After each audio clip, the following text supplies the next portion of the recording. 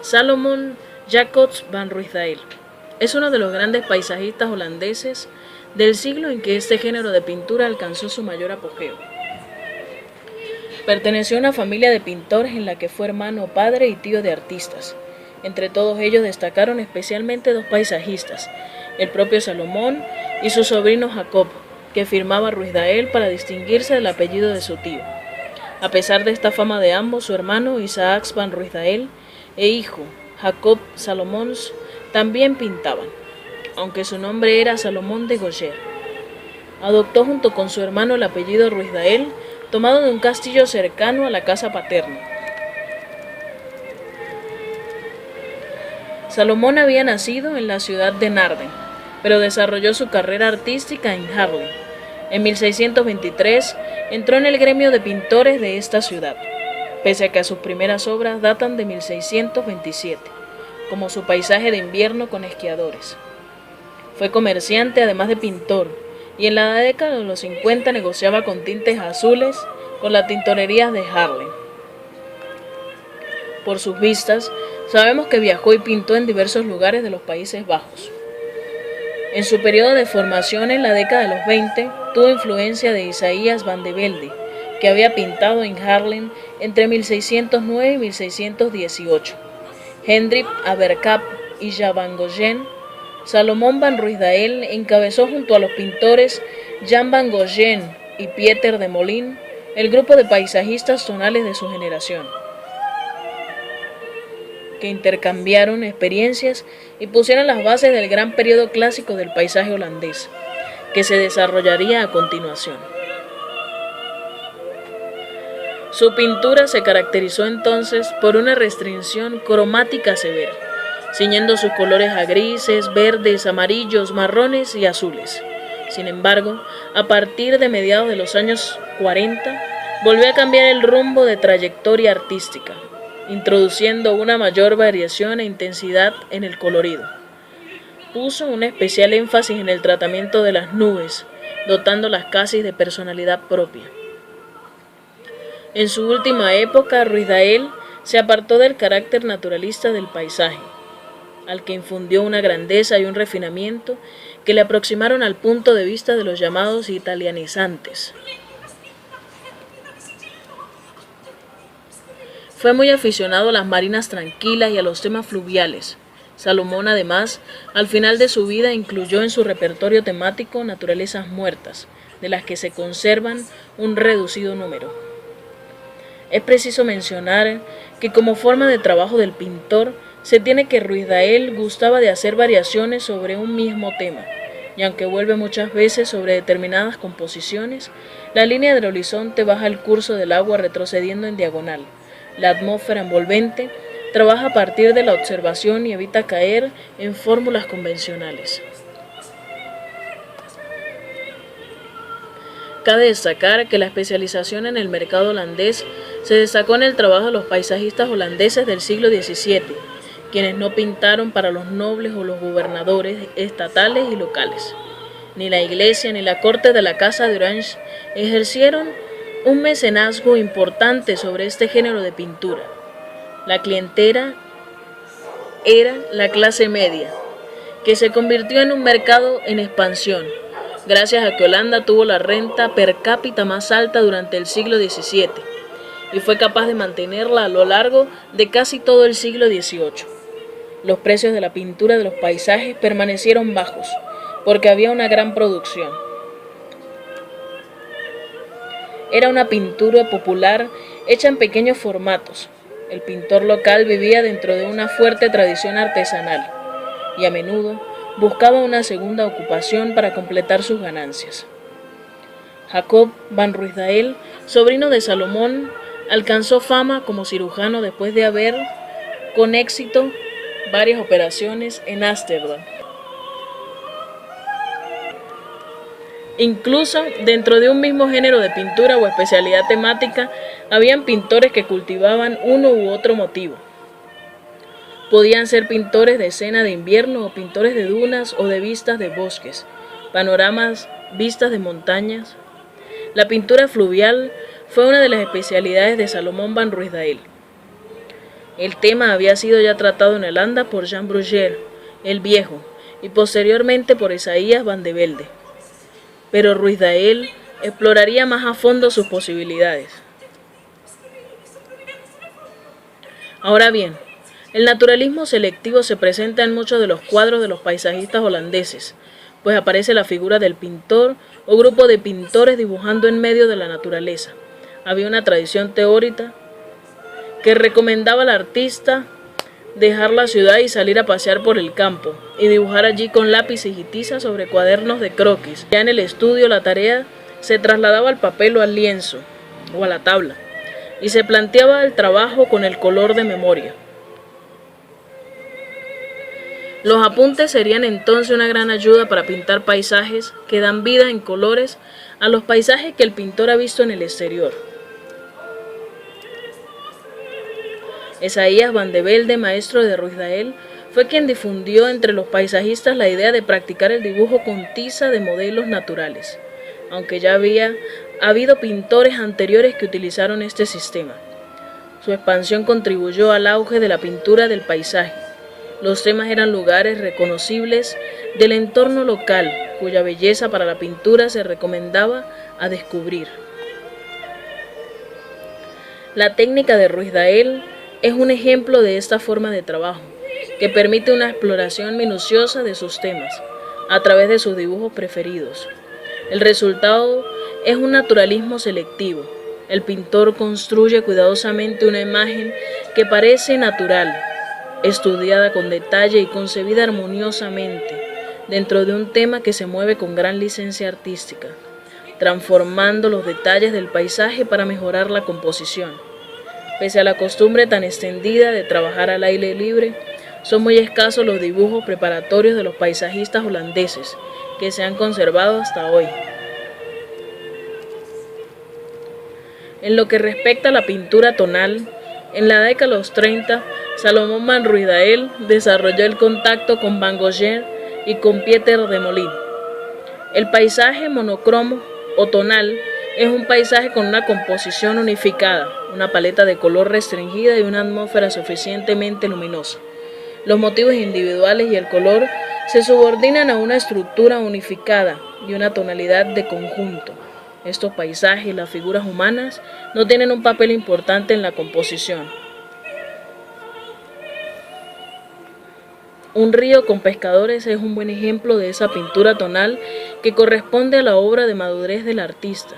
Es un apacible paisaje fluvial donde una orilla oscura nos conduce en diagonal hacia adentro, siguiendo el curso del río y el rumbo de los veleros hacia la silueta lejana de un pueblo, en el que destaca el campanario vertical de una iglesia. Ese pequeño campanario parece por su forma apuntada y pálida una vela más.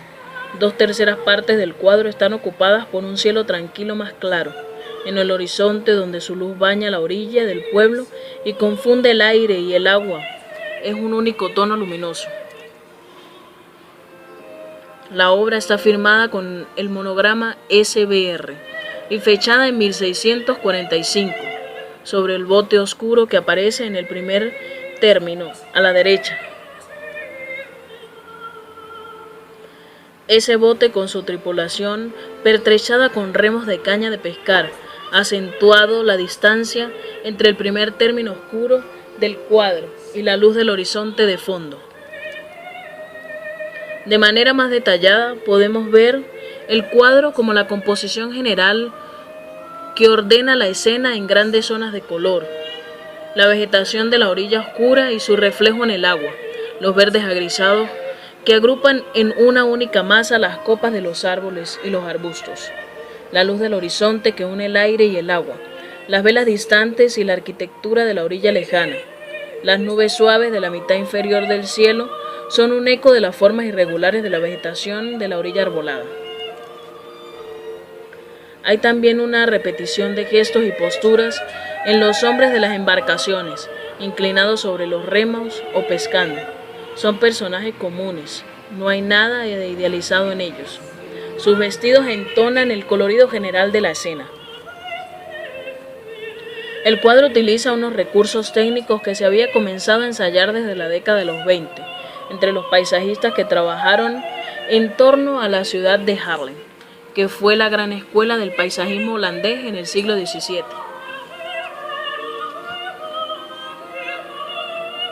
Un río con pescadores fue pintado sobre 2 tablas de roble, unidas longitudinalmente. La superior tiene 23,6 centímetros y la inferior 27,6 centímetros. Resulta un panel de 51,5 por 83,6 centímetros. La unión de ambas planchas ha sido restaurada, rellenando la juntura, y se encuentra en buen estado. Las tablas se alisaron y se reforzaron por detrás con un marco también de madera, para impedir que pudieran curvarse. Este tipo de montaje era tradicional en la pintura flamenca sobre la tabla desde el siglo XVI. La tabla se presentaba para recibir la pintura, aplicándole un aparejo delgado y flexible a base de creta, carbonato cálcico y cola, que apenas ocultaba el grano de la madera y proporcionaba un fondo blanco a los colores al óleo. En este panel se percibe el grano de la madera dispuesto horizontalmente, por ejemplo, el extremo superior derecho del cielo tras las nubes.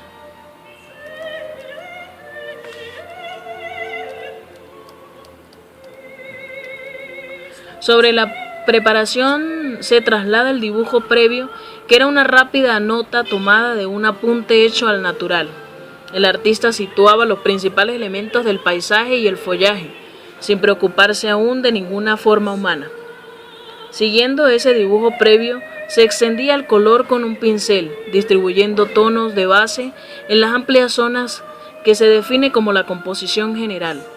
La delgada preparación blanca puede dejar ver algunas partes. Sin embargo, la reflectografía, fotografía con rayos infrarrojos, ha revelado que no existe un dibujo subyacente en este cuadro de Ruysdael.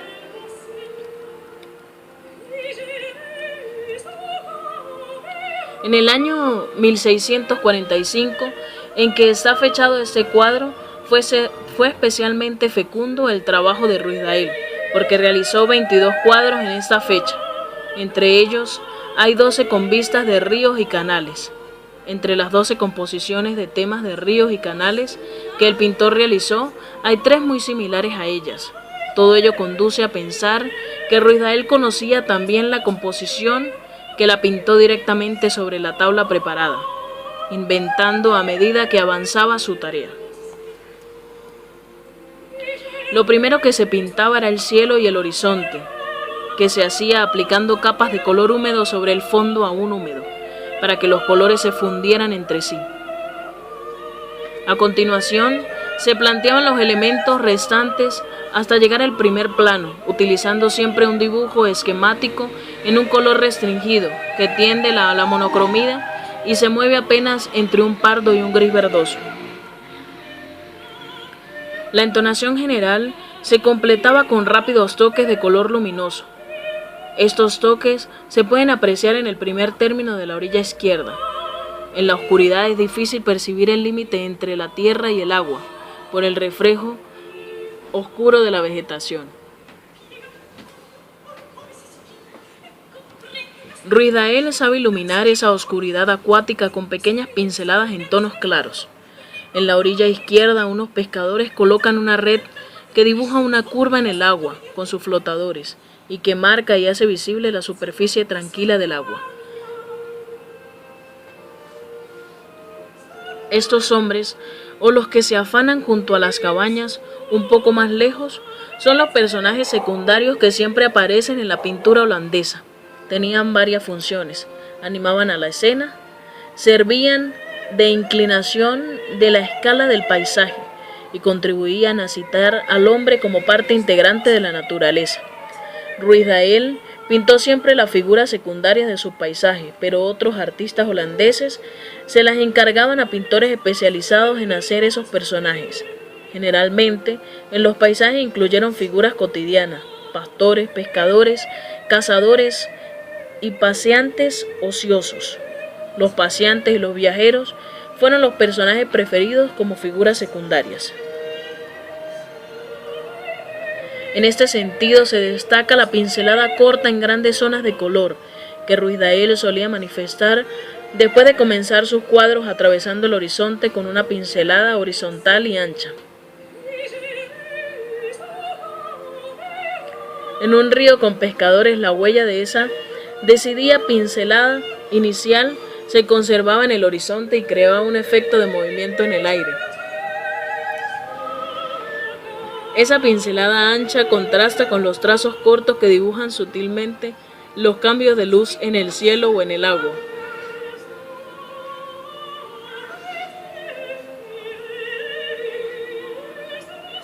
El trazo de un pincel fino se percibe en los azules del cielo que se superponen a los grises, dibujando el perfil de las nubes y sus tonos oscuros.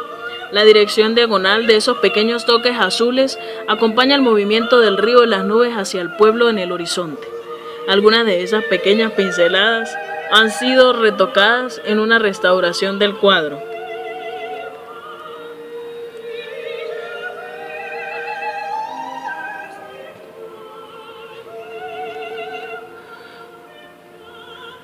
También notamos la huella del pincel fino de Ruiz Dael, que dibujaba la vegetación. Pinceladas muy cortas interpretan la disposición de las frondas de los árboles. Se presta atención al movimiento general y a la luz, pero se olvida el detalle en el dibujo de las hojas que practicaba en la pintura del paisaje de épocas anteriores. Para el coleccionista de obras de arte que vivía en la ciudad, el paisaje pintado de lugares placenteros como el río con pescadores de Ruiz Dael se podía comparar con la agradable experiencia de un paseo por la naturaleza. Los ríos y los canales permitían a los holandeses salir al campo con facilidad y les mantenían en contacto con el medio rural. Sus paisajistas del siglo XVII pintaron la primera versión moderna del campo. Supieron descubrir la belleza natural de su país, explorarla con sus dibujos al aire libre y mejorarla incansablemente, estudiando el efecto de la composición y el tratamiento de la luz. En su visión, el paisaje se mira ya como un lugar de esparcimiento mental y diversión.